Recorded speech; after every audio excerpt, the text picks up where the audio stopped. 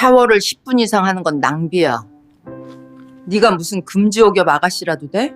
고작 수도세 몇천 원 아끼자고 영하 10도 날씨에 제 온수를 끊어버리셨다고요? 거실에서 마치 죄인을 신문하듯 나를 쳐다보는 시댁 식구들을 보며 나는 실소를 터뜨렸다. 불과 몇 분 전까지만 해도 나는 하루 중 유일한 평화의 순간을 만끽하고 있었다. 불과 몇 분 전 따뜻한 물에 값비싼 프랑스산 이둑 오일이 막 풀리고 있었다. 완벽한 중산층 현모양처라는 내 역할을 유지하기 위해 스스로에게 허락한 유일한 사치, 다마스크 로즈의 향기였다. 하지만 그 따스함은 한순간에 비수가 되어 돌아왔다. 서서히 식는 것이 아니었다. 마치 한겨울에 누군가 얼음 조각이 섞인 강물을 머리 위로 쏟아붓는 것 같았다. 샤워기 헤드에서 뿜어져 나오는 것은 더 이상 지친 몸을 위로하는 온수가 아니라 뼛속까지 파고드는 혹한이었다. 나는 거의 본능적으로 비명을 질렀고 그 소리는 목구멍에 걸려 추위에 얼어붙어 갈라졌다. 나는 허둥지둥 수도꼭지 손잡이를 잡으려 손을 뻗었다. 거품 묻은 손가락이 크롬 도금된 손잡이 위에서 미끄러졌다. 한 번, 두 번 손가락 관절이 타일 벽에 세게 부딪히며 날카로운 소리를 냈고 뼛속까지 아려왔다. 하지만 아픔을 느낄 겨를도 없었다. 그 냉기는 피부 표면의 차가움이 아니라 열린 모공을 통해 그대로 골수까지 파고드는 음습한 한기였다. 물줄기는 멈추지 않았다. 나는 떨리는 손으로 밸브를 잠갔다. 심장이 흉곽안에서 미친 듯이 갈비뼈를 두드려댔다. 쿵, 쿵, 쿵 미욕실을 가득 메웠던 하얀 수증기는 눈에 띄게 거치고 있었고 그 자리에는 소름이 돋는 싸늘함이 들어찼다. 거울에 서려있던 뿌연 김이 물방울로 응결되어 한 줄기씩 마치 소리 없이 우는 것처럼 흘러내렸다. 나는 가장 빠른 속도로 선반 위에 목욕 수건을 집어들었다. 우리가 결혼할 때 샀던 이집트산 최고급 면 수건이었지만 이제는 조금 뻣뻣해져 있었다. 거친 섬유가 차갑고 축축한 내 피부를 스치며 따끔한 통증을 일으켰다. 머리를 말릴 새도 없이 차가운 물방울이 머리카락 끝을 타고 어깨로 떨어져 척추를 따라 수건 틈새로 흘러들었고 나는 격렬하게 몸을 떨었다. 이가 사시나무 떨듯 부딪혔다. 덜 통제되지 않는 생리적 반응에 나는 깊은 굴욕감을 느꼈다. 나는 욕실 문을 밀고 나갔다. 훅 하고 뜨거운 열기가 얼굴에 와 닿았다. 보일러를 최고 온도로 틀어야만 느껴지는 건조한 열기였고 공기 중에는 달콤하고 느끼한 향기가 진동했다. 딸기 향이었다. 그냥 딸기가 아니라 한 알에 몇천 원씩 하는 이른바 킹스베리 딸기였다. 나는 얇은 목욕 수건 한 장만 두른 채 맨발로 값비싼 대리석 바닥 위에 서서 온몸을 멈추지 못하고 떨었다. 머리카락에서는 아직 물이 뚝뚝 떨어지고 있었다. 그리고 내 맞은편에는 역겨울 정도로 화목한 가족 사진이 펼쳐져 있었다. 시어머니는 이탈리아에서 수입한 최고급 가죽 소파 정중앙에 양반다리를 하고 앉아 있었다. 작년에 내가 시어머니의 환심을 사기 위해 일부러 밀라노에서 직접 공수해온 소파였다. 그녀의 손에는 크고 붉은 딸기 한 알이 들려 있었고 새빨간 과즙이 그녀의 메마른 입술에 묻어 있었다. 시누이 박지은은 카우치에 게으르게 누워 최신형 스마트폰을 들고 있었다. 화면의 빛이 필러로 가득 찬 그녀의 얼굴 위로 반사되었다. 그녀는 눈꺼풀조차 들어 올리지 않은 채 글리터 네일을 바른 엄지손가락으로 빠르게 화면을 쓸어 올리고 있었다. 그리고 내 남편, 박민재. 그는 시어머니와 가장 가까운 곳에 앉아 귤을 까고 있었다. 욕실 문이 열리는 소리를 들었지만 그는 살짝 고개를 돌렸을 뿐 그의 눈빛에는 애 관심도 없이 오직 사람을 소름 돋게 하는 무심함만이 가득했다. 어머니, 나는 내 목소리가 추위 때문만이 아니라 분노로 떨리고 있음을 느꼈다. 보일러 끄셨어요. 시어머니는 느릿느릿 그 딸기를 입에 넣었다. 조용한 거실 안에서 그녀가 씹는 소리가 유난히 크게 울렸다. 쩝 다 삼키고 나서야 그녀는 천천히 고개를 돌렸다. 그 눈빛은 마치 말 안 듣는 길고양이를 보는 듯했다. 지원아, 그녀는 티슈로 손을 닦으며 지극히 당연하다는 듯 오만한 말투로 말했다. 지금 밤 10시 반이야? 그녀는 벽에 걸린 시계를 가리키고 현관에 있는 보일러 조절기에 깜빡이는 붉은 불빛을 가리켰다. 샤워를 10분 이상 하는 건 낭비야. 요즘 가스비가 얼마나 올랐는지 아니? 수도 요금도 또 오른다는데 시어머니의 목소리가 갑자기 높아지며 날카로운 바늘처럼 공기를 찔렀다. 내가 무슨 금지옥엽 아가씨라도 돼? 목욕 한 번 하는데 안에서 반나절이나 뭉그적거리게? 그것도 물을 계속 틀어놓고. 나는 믿을 수 없다는 듯 그녀를 쳐다봤다. 어머니, 저 들어간 지 15분도 안 됐어요. 그리고 방금 바디워시 발라서 온몸이 거품투성이란 말이에요. 그게 바로 내가 살림을 못한다는 증거야. 시어머니가 갑자기 탁자를 내리쳤고 그 충격에 접시 위의 딸기들이 살짝 흔들렸다. 바디워시 바를 때 물을 왜 틀어놔? 그렇게 콸콸 흐르는 물 한 방울 한 방울이 전부 우리 민재가 힘들게 벌어온 돈이야. 넌 남편이 밖에서 대기업에서 고생하는 건 생각도 안 하고 집에서 즐길 생각만 하니? 즐긴다고? 나는 내가 3년 동안 살아온 이 집을 둘러보았다. 창가에 서면 한강이 한눈에 내려다 보이는 강남의 핵심 요지에 위치한 이 150평짜리 아파트는 내가 전세로 얻은 것이었다. 당시 박민재의 가짜는 자존심을 지켜주기 위해 나는 부모님이 남겨주신 마지막 유산으로 보증금을 냈다고 거짓말했다. 이 집의 벽지부터 시어머니 엉덩이 밑에 깔린 소파, 시누이가 입고 있는 택도 안 뗀 캐시미어 스웨터, 심지어 박민재가 방금 귤을 까며 드러낸 스위스 명품 시계까지. 어느 것 하나 내 돈이 아닌 것이 있었나? 그런데 지금 내가 박민재가 번 돈을 낭비하고 있다고? 나는 내 남편에게로 시선을 돌렸다. 청혼하던 날 남산타워 레스토랑에서 내 손을 잡고 지원아, 나랑 같이 살면 고생할 수도 있겠지만 절대 억울한 일은 겪게 하지 않을게 라고 맹세했던 그 남자. 민재 씨, 나는 그의 이름을 불렀다. 목소리가 쉬어 있었다. 당신도 고작 몇천 원 아끼자고 당신 아내의 온수를 끊는 게 옳다고 생각해요. 나 지금 너무 추워요. 박민재는 마침내 귤 까던 손을 멈췄다. 그는 고개를 들어 코에 걸친 안경을 밀어 올렸다. 렌즈에 빛이 반사되어 그의 눈빛을 읽을 수 없었지만 그의 목소리는 똑똑히 들렸다. 지원 씨, 그의 목소리는 대기업에서 부하 직원을 다루듯 단련된 설교조의 평온함을 띠고 있었다. 어머니도 다 우리를 위해서 그러시는 거야? 요즘 물가가 정말 많이 올랐잖아. 당신은 주부니까 살림하는 법을 더 잘 알아야지. 어머니께서 살림의 지혜를 가르쳐 주시는 거잖아. 살림의 지혜를 가르쳐 준다고. 그 몇 마디가 거대한 망치처럼 내 관자놀이를 내리쳤다. 푹. 옆에서 가벼운 웃음소리가 들렸다. 시누이 박지은이었다. 그녀는 마침내 스마트폰 화면에서 시선을 떼고 비참한 꼴의 나를 위아래로 훑어보았다. 젖은 머리카락이 뺨에 달라붙어 있었고 입술은 추위에 파랗게 질려 있었으며 목욕 수건을 두른 모습은 물에 빠진 생쥐꼴이었다. 새언니, 그녀는 꼬리를 길게 늘이며 비꼬는 투로 말했다. 시집 왔으면 어디서 배워먹은 아가씨 행세 좀 그만하지? 오빠 말 들어보니까 요즘 오빠한테 준 가족카드 한도도 줄였다면서? 왜, 이제 목욕물까지 아까워서 벌벌 떨 정도면 다음엔 우리가 과일 하나 먹는 것도 새언니 눈치 봐야 하는 거 아니야? 그녀는 금반지 3개를 낀 손을 뻗어 딸기 한 알을 집어들고 내 앞에서 보란듯이 흔들더니 한 입에 반을 베어 물었다. 이 딸기 진짜 달다. 아, 속이 쓰린 어떤 사람들은 뭘 먹어도 달지 않겠지? 공기가 얼어붙는 것 같았다. 나는 그 자리에 서 있었다. 발바닥에서는 바닥 난방의 열기가 느껴졌지만 몸은 마치 얼음 창고에 있는 것처럼 차가웠다. 나는 그들을 바라보았다. 오랜 관리로 번들거리는 시어머니의 얼굴에는 내가 이겼다는 의기양양함이 가득했고 시누이의 야비한 얼굴에는 드디어 내가 내 발밑에 깔렸구나 하는 쾌감이 서려 있었다. 그리고 내가 한때 깊이 사랑했던 남편, 박민재. 그는 다시 고개를 숙이고 귤을 까기 시작했다.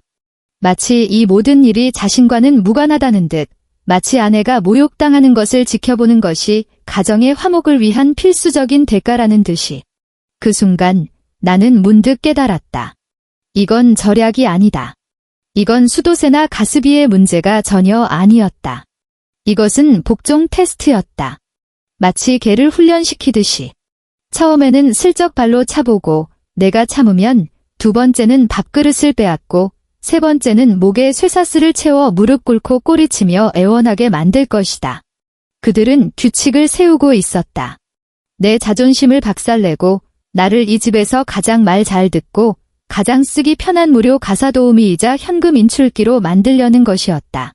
만약 내가 정말로 가세가 기울어 의지할 곳 없는 한지원이었다면 아마 이 순간 울음을 터뜨렸거나 무릎 꿇고 사과하며 온수를 틀어달라고 애원했을 것이다. 하지만 유감스럽게도 그들은 자신들 앞에 서 있는 사람이 누구인지 전혀 몰랐다. 그들은 이 집도, 그들이 한도 없이 긁어대는 블랙카드도, 심지어 박민재의 그 잘난 대기업 과장 자리마저도 내 전화 한 통으로 만들어진 것임을 몰랐다. 나는 한성그룹 회장의 유일한 손녀, 한지원이었다. 나는 소위 진정한 사랑을 위해 신분을 숨기고 이 집에서 3년 동안 현모양처 연기를 했다. 내가 진심을 다하면 아주 작은 온정이라도 돌려받을 수 있을 거라 믿었다. 이제 와보니 진심으로 돌아온 것은 온정이 아니라 개에게나 던져주는 모욕이었다. 격렬하게 떨리던 내 몸이 기적처럼 잠잠해졌다. 울고 싶다는 충동은 흔적도 없이 사라졌고 그 자리에는 전례 없는 냉정함이 들어찼다. 마치 수술용 메스가 피부를 가르기 직전의 그 차가운 순간처럼. 나는 손을 들어 뺨에 붙은 젖은 머리카락 한 가닥을 귀 뒤로 넘겼다. 그리고 시어머니를 보며 입꼬리를 조금씩 완벽한 호를 그리며 끌어올렸다. 어머님 말씀이 맞아요. 내 목소리는 더 이상 떨리지 않았다. 나 자신도 놀랄 만큼 평온했다. 제가 너무 철이 없었어요. 나는 살짝 고개를 숙여 순종적인 자세를 취했다. 이렇게 낭비하면 안 됐는데 이 집에서는 정말 한 푼 한 푼 소중히 써야죠. 이런 실수는 다시는 하지 않을게요. 시어머니는 잠시 멈칫했다. 내가 이렇게 빨리 꼬리를 내릴 줄은 예상하지 못한 듯 했다. 그녀의 눈에 담긴 의기양양함이 더욱 짙어졌고 심지어 경멸의 빛까지 어렸다. 그래야지 그녀는 콧방귀를 끼며 다시 소파에 몸을 기댔다. 잘못을 알면 됐다. 그만 거기 서 있지 말고.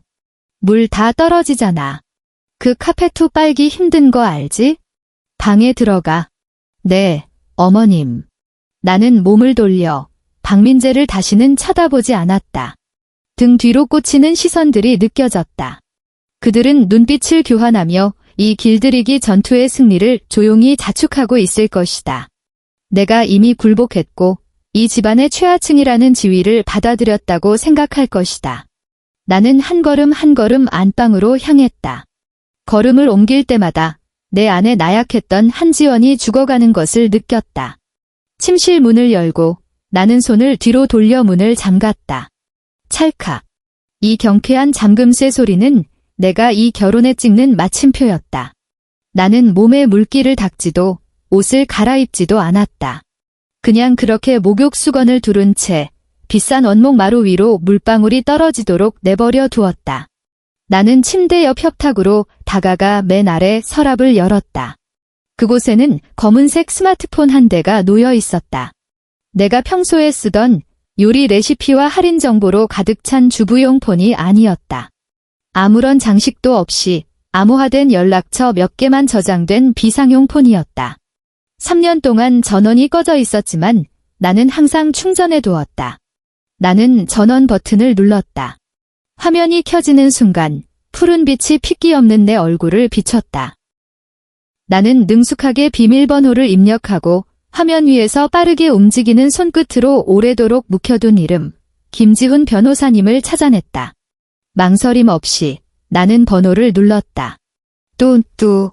신호음이 2번 울리자마자 전화가 연결되었다. 아가씨. 수화기 너머로 낮고 놀라움에 차 있지만 극도로 절제된 목소리가 들려왔다. 그룹의 수석 법무팀장 김지훈이었다. 나는 그가 지금 사무실에서 벌떡 일어났을 모습을 상상할 수 있었다. 나예요. 나는 창밖으로 펼쳐진 서울의 화려한 야경을 반짝이는 네온 사인을 보며 창밖의 눈처럼 차가운 목소리로 말했다. 지훈 오빠, 지금 당장 처리해줘야 할 일이 2가지 있어요. 분부만 내리십시오. 그의 목소리는 즉시 전문가의 냉정함을 되찾았다. 왜인지 지난 3년간 어디 있었는지 묻지 않았다. 이것이 한성가의 사람들의 방식이었다. 첫째, 나는 숨을 깊이 들이마셨다.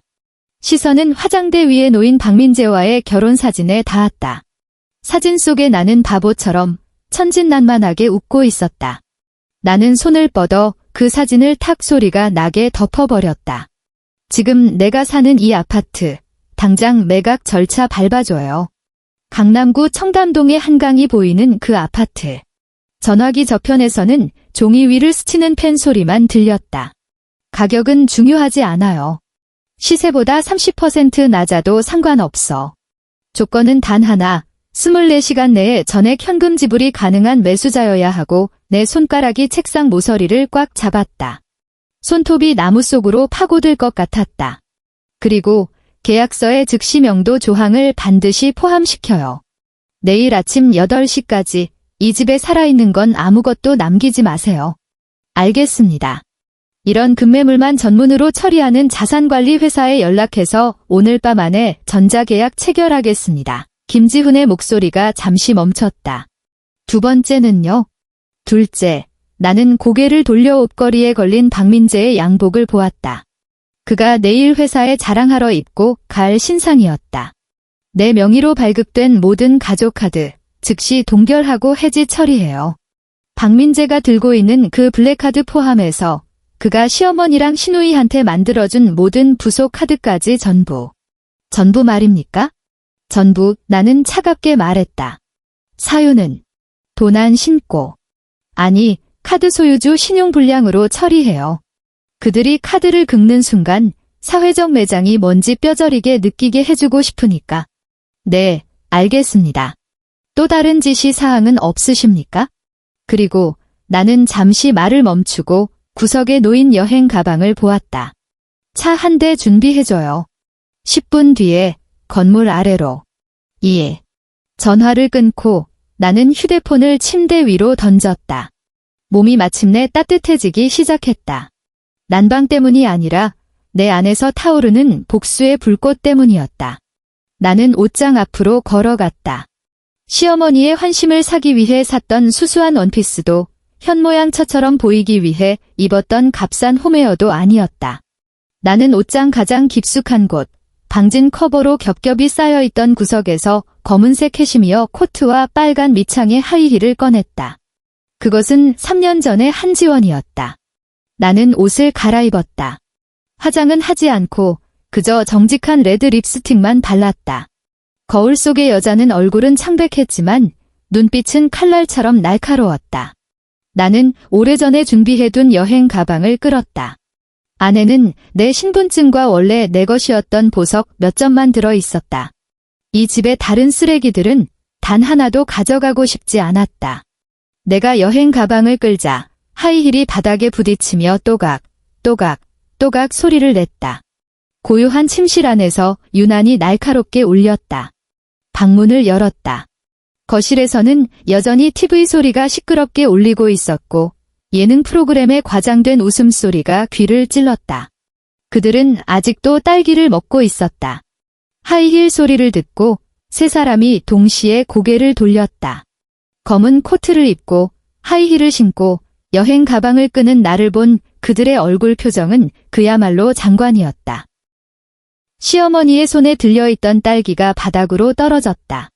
박민재는 입을 떡 벌렸고 안경이 코끝까지 미끄러져 내렸다. 시누이는 귀신이라도 본 듯 나를 쳐다보았다. 당신 지금 뭐 하는 거야? 박민재가 말을 더듬으며 물었다. 그는 이런 나를 본 적이 없었다. 기세등등하고 냉담하며 고귀한 마치 그들이 길가의 개미라도 되는 듯한 모습의 나를. 나는 그를 무시했다. 나는 똑바로 탁자 앞으로 걸어갔다. 먹다 남은 딸기 꼭지들, 그들이 성서처럼 떠받들던 수도 요금 고지서를 보았다. 나는 핸드백을 열어 안에서 5만 원짜리 지폐 한 장을 꺼냈다.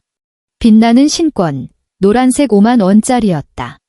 불빛 아래 신사임당의 초상이 유난히 근엄해 보였다. 나는 손가락에 힘을 풀었다. 지폐는 가볍게 공중에서 한 바퀴 돌더니 소리 없이 그 수도 요금 고지서 위로, 그리고 시어머니 앞에 붉은 딸기 과즙 위로 떨어졌다. 수도 요금이에요. 나는 한때 기세등등했던 시어머니를 내려다보며 충격으로 떨리는 그녀의 볼살을 지켜보았다. 거스름돈은 필요 없어요. 말을 마친 나는 여행 가방에 손잡이를 들어 올렸다. 지원아, 너 미쳤어. 이 밤에 어딜 가려는 거야? 박민재가 마침내 정신을 차리고 벌떡 일어나 내 팔을 잡으려 했다.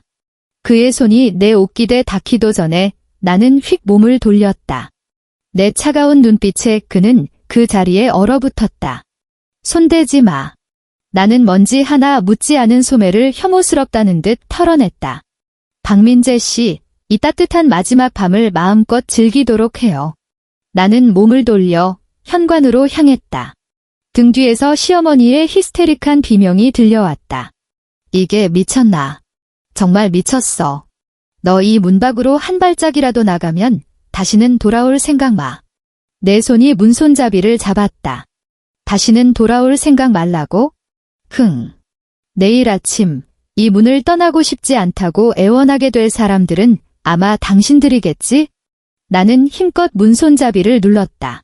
문이 열리자 복도의 센서 등이 켜졌다. 그리고 아파트 아래 검은색 마이바흐 한 대가 눈밭 위에 조용히 서 있었다. 비상등이 마치 어둠 속에서 깜빡이는 눈처럼 주인이 돌아오기를 기다리고 있었다. 나는 발을 내디뎠다. 하이힐이 문밖의 발판을 강하게 밟았다. 쾅! 문이 내 등 뒤에서 세차게 닫히며 딸기향과 위선으로 가득 찬 그 지옥을 완벽하게 차단했다. 나는 뒤돌아보지 않고 엘리베이터로 직진해 하강 버튼을 눌렀다. 엘리베이터 문이 열리는 순간 거울 벽면에 내 모습이 비쳤다. 나는 거울 속의 나를 보며 손을 들어 입가에 있지도 않은 미소를 살짝 지웠다. 게임은 끝났어. 박민재.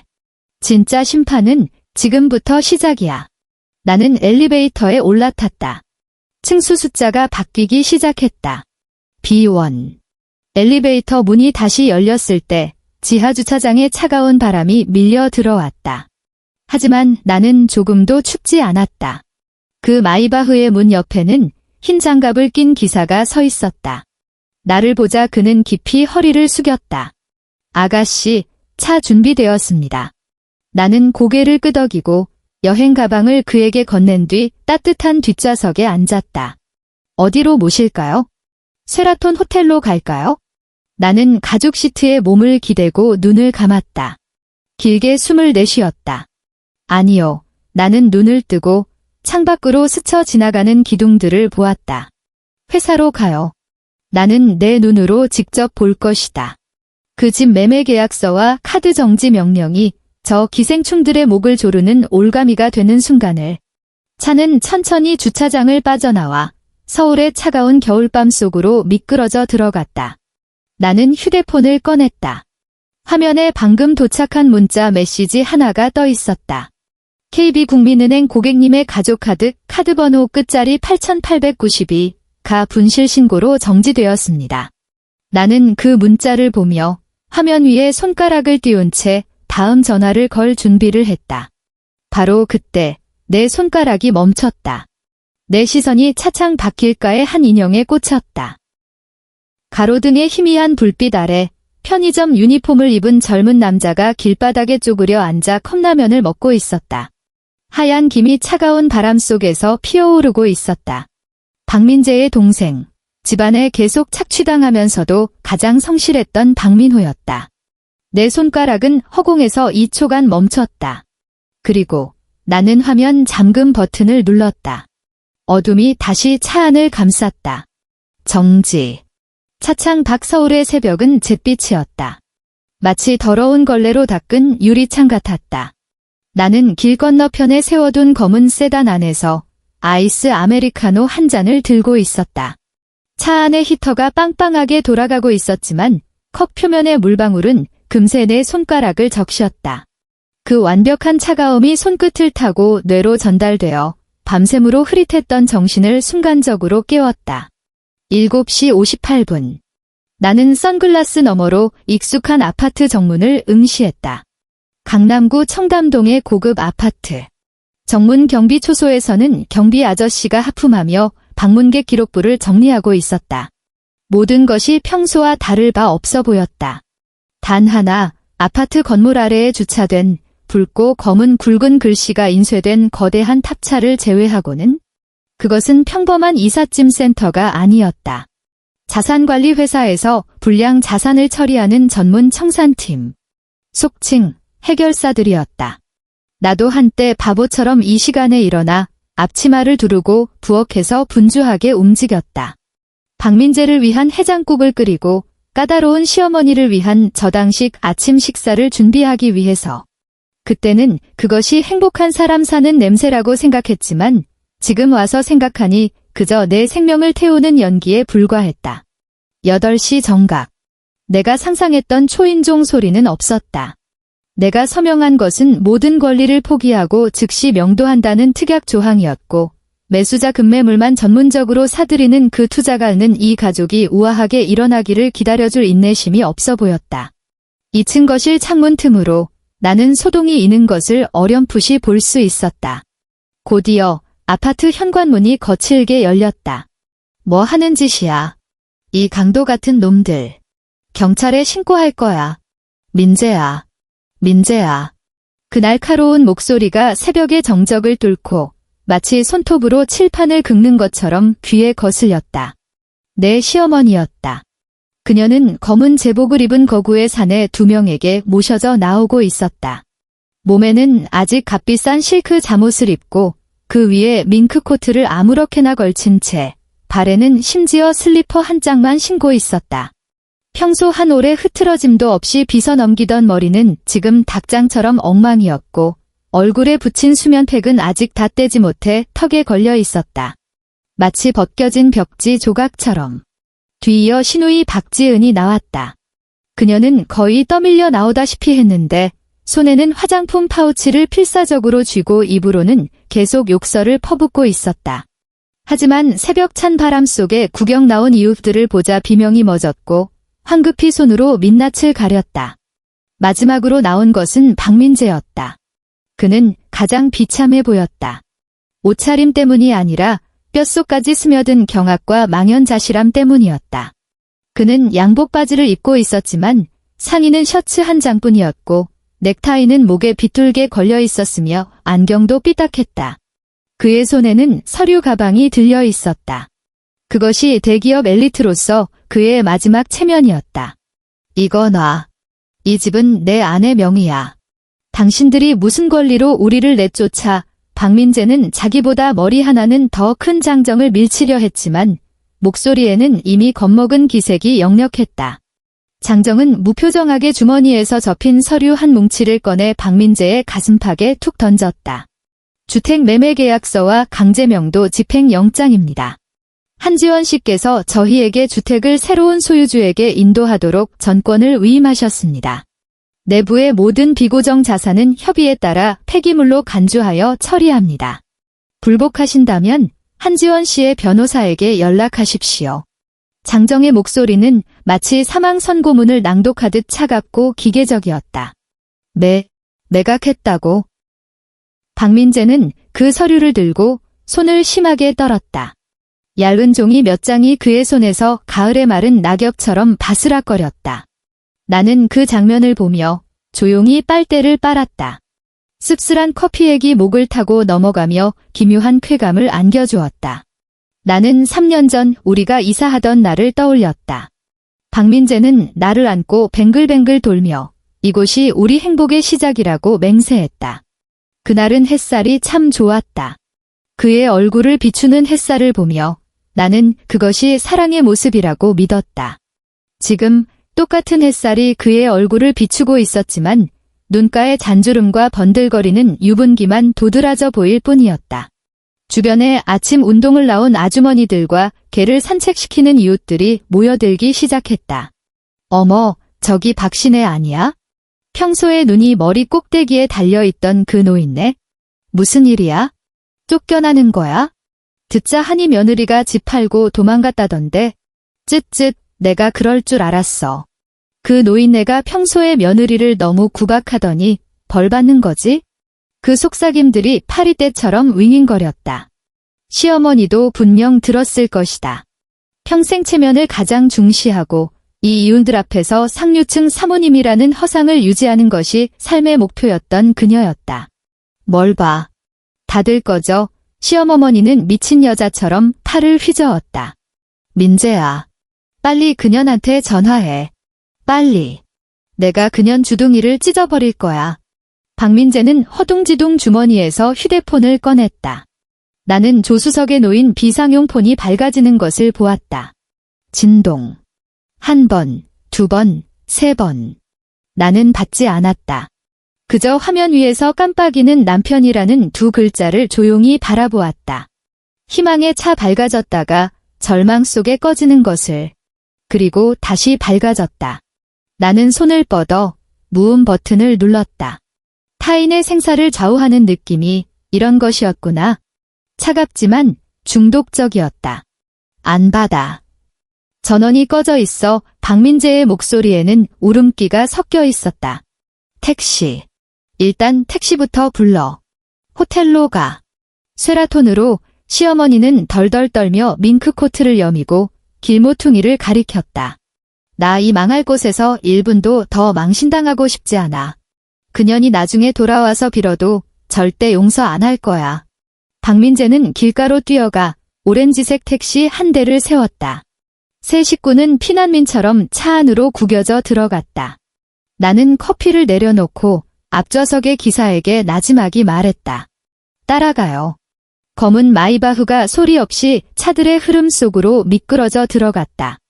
마치 검은 상어가 허둥지둥 도망치는 오렌지색 작은 물고기를 바싹 문 것처럼.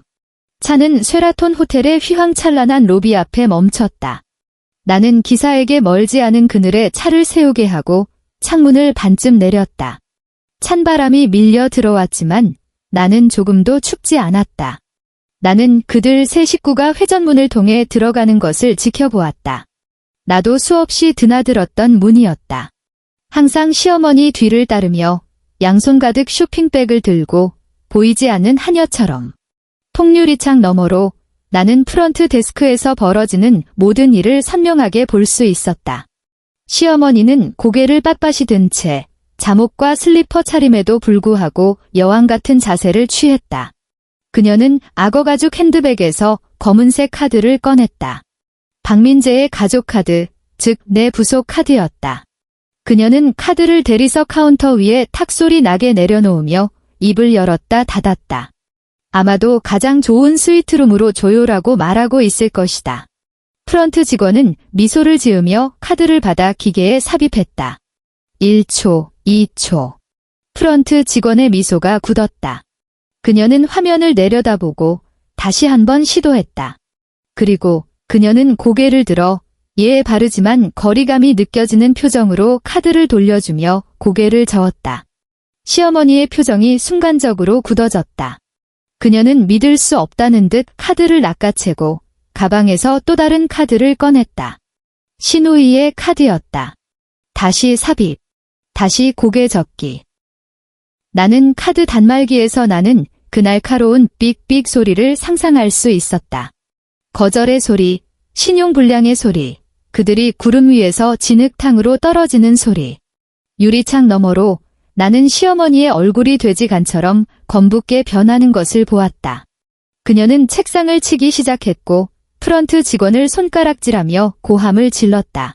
주위의 손님들이 걸음을 멈추고 원숭이 구경하듯 그들을 쳐다보았다. 호텔 로비 매니저가 다가왔다. 이 업계에서 산전수전 다 겪은 노련한 사람이었다. 그는 단번에 이 옷차림이 남루한 세 사람의 처지를 간파했다. 몇 명의 보안 요원이 그들을 둘러쌌다.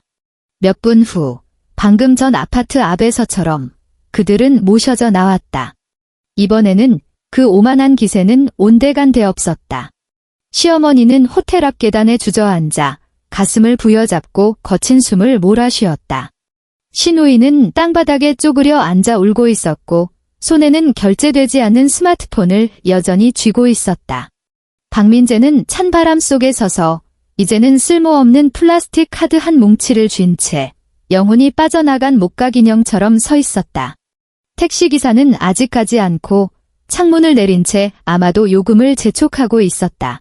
박민재는 온몸을 뒤졌지만 결국 손목에 찬 명품 시계를 풀어 창문 너머로 건넸다. 결혼 1주년에 내가 선물한 롤렉스였다. 기사는 혐오스럽다는 듯 한 번 쳐다보고 아마도 가짜일까 봐 걱정했는지 몇 마디 욕을 더 하더니 엑셀을 밟아 꽁무니를 빼며 그들 얼굴에 매연을 뿜고 사라졌다. 얼마나 완벽한 그림인가? 이것이 지난 3년간 매일 나의 삶이었다. 무시당하고 혐오당하고 현금 인출기 취급당하는 삶. 지금 나는 그 모든 것을 그대로 그들에게 돌려주고 있을 뿐이다. 나는 창문을 올리고 그 유쾌한 광경을 차단했다. 광화문으로 가요. 나는 담담하게 지시했다. 박민재 씨 회사로. 나의 복수는 내 돈을 되찾는 것에서 그치지 않는다. 나는 내 존엄을 되찾고 그가 자랑스러워하던 모든 것을 파괴할 것이다. 차는 출근길 정체 속에서 천천히 움직였다. 나는 휴대폰을 꺼내 김지훈 변호사에게 전화를 걸었다. 어떻게 돼가고 있어요? 아가씨, 그룹 감사팀이 10분 전에 광화문 지사에 진입했습니다. 김지훈의 목소리는 유쾌해 보였다. 박민재가 공금을 횡령하여 시어머니의 도박빚을 메운 확실한 증거와 직위를 이용해 리베이트를 수수한 기록을 확보했습니다. 금액은 그가 감옥에서 5년은 썼기에 충분합니다. 좋아요. 나는 창밖으로 스쳐 지나가는 거리 풍경을 보며 입가에 차가운 미소를 지었다. 기억해요. 모든 사람이 보는 앞에서 연행해야 해요. 그의 모든 동료, 모든 부하 직원이 그가 개처럼 끌려나가는 것을 직접 보게 해야 해요. 광화문이 그 하늘을 찌를 듯한 오피스 빌딩에 도착했을 때는 마침 출근 시간의 절정이었다. 화려하게 차려입은 직장인들이 커피를 들고 서둘러 카드를 찍고 게이트를 통과하고 있었다. 나는 차에서 내리지 않았다. 기사에게 건물 정문 가장 눈에 띄는 곳에 차를 세우게 했을 뿐이다. 15분 후 박민재가 헐레벌떡 나타났다. 그는 분명 뛰어왔거나 지하철을 탔을 것이다. 그의 머리카락은 땀에 젖어 이마에 달라붙어 있었고 셔츠 한 장만 입은 모습은 찬바람 속에서 유난히 얇아 보였다. 그는 게이트로 달려가 습관적으로 사원증을 꺼내 찍었다. 빅. 게이트에 붉은 등이 켜졌다. 평소처럼 열리지 않았다. 그는 잠시 멈칫하더니 다시 한 번 찍었다. 빅. 날카로운 거절음이 분주한 로비에 울려 퍼졌다.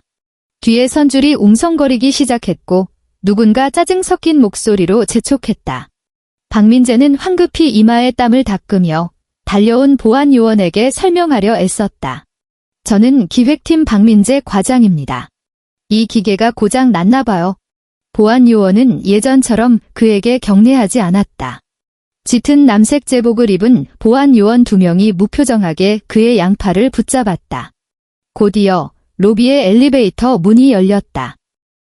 검은 정장을 입고 가슴에 한성그룹 휘장을 단 한 무리의 사람들이 걸어 나왔다.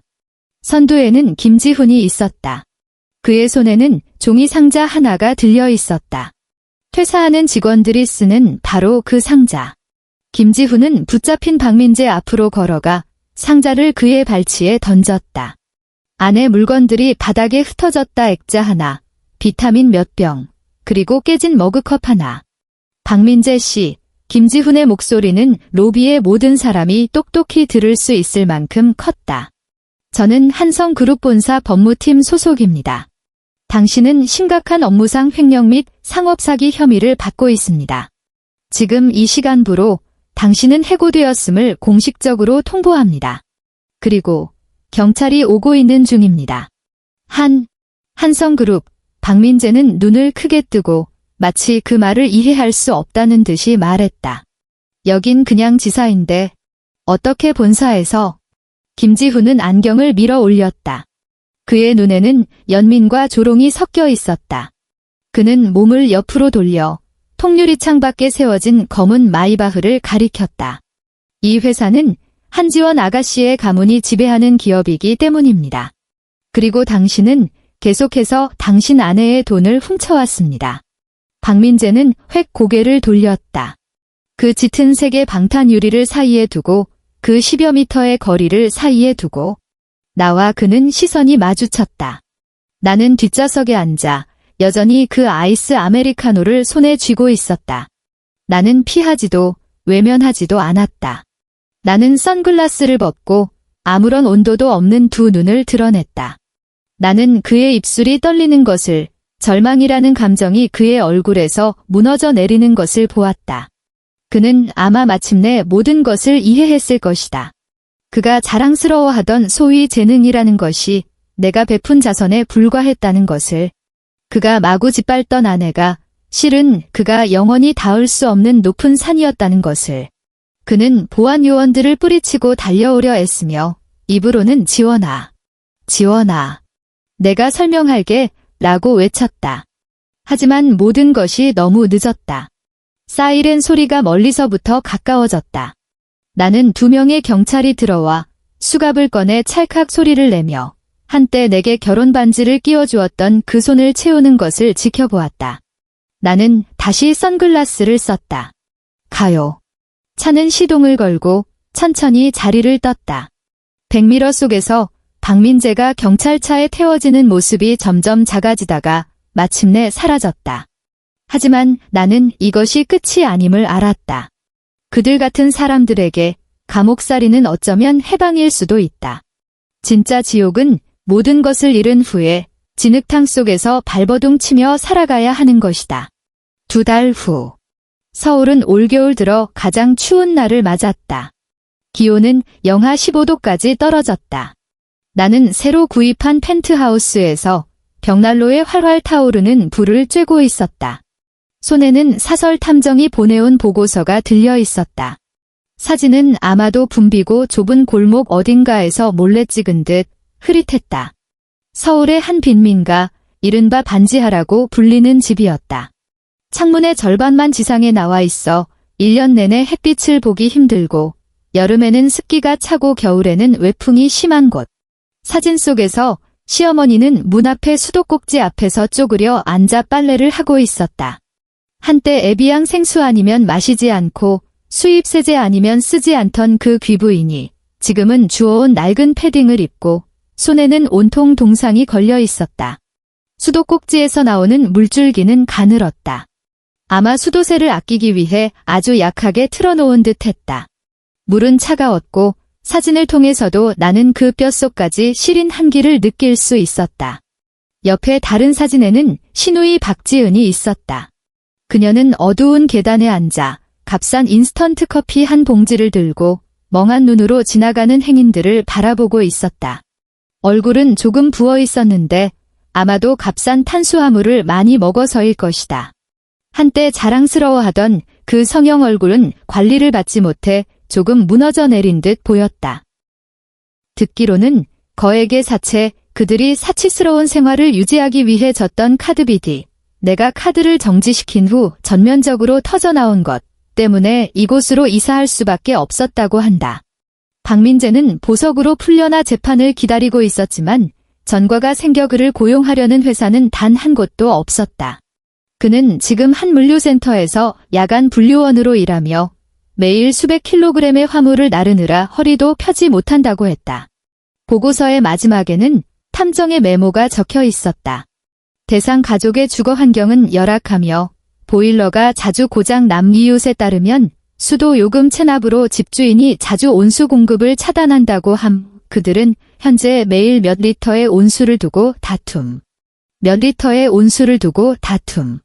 나는 보고서를 내려놓고 넓은 통유리창 앞으로 걸어갔다. 창밖은 서울의 눈부신 야경이었고 한강은 검은 비단 리본처럼 도시를 가로지르고 있었다. 나는 그날 밤을 떠올렸다. 온몸에 거품을 묻힌 채 차가운 욕실에서 벌벌 떨던 나를. 샤워를 10분 이상 하는 건 낭비 나던 시어머니의 말을. 나는 테이블 위에 리모컨을 집어 집 전체 스마트 온도 조절 버튼을 눌렀다. 욕실 온도 28도로 설정. 온수 준비. 스마트 홈 시스템의 부드러운 목소리가 울렸다. 알겠습니다. 온수를 준비합니다. 나는 욕실로 향했다. 거대한 월풀 욕조에서 뜨거운 물이 뿜어져 나오고 있었다. 이번에는 다마스크 로즈 오일 한 병을 통째로 부었다. 값비싼 향기가 순식간에 공간 전체를 채웠다. 나는 실크 가운을 벗고 따뜻한 물 속에 몸을 담갔다. 뜨거운 물줄기가 피부 구석구석을 감싸며 모든 피로를 씻어냈다. 나는 눈을 감고 깊이 숨을 들이마셨다. 이것은 낭비가 아니다. 이것은 내가 마땅히 누려야 할 것이다. 그리고 그들은 마침내 그 어둡고 축축한 지하방에서 진정으로 물 한 방울을 아끼는 것이 무엇인지 배우게 되었다. 이 세상에서 가장 공평한 일은 가해자가 피해자가 겪었던 고통을 직접 체험하게 하는 것이다. 그리고 이것은 시작에 불과하다. 그들이 살아있는 한, 그 지옥에서 발버둥 치는 한, 나의 복수는 끝나지 않는다. 나는 계속 지켜볼 것이다. 그들이 진흙탕 속에서 점점 더 깊이 빠져 마침내 어둠에 완전히 삼켜질 때까지. 나는 손을 들어 따뜻한 물 한 움큼을 떠올렸다. 물이 손가락 사이로 흘러내리며 차르르 소리를 냈다. 참 듣기 좋은 소리였다. 마치 그들이 부서지며 내는 울음소리처럼 참 듣기 좋았다.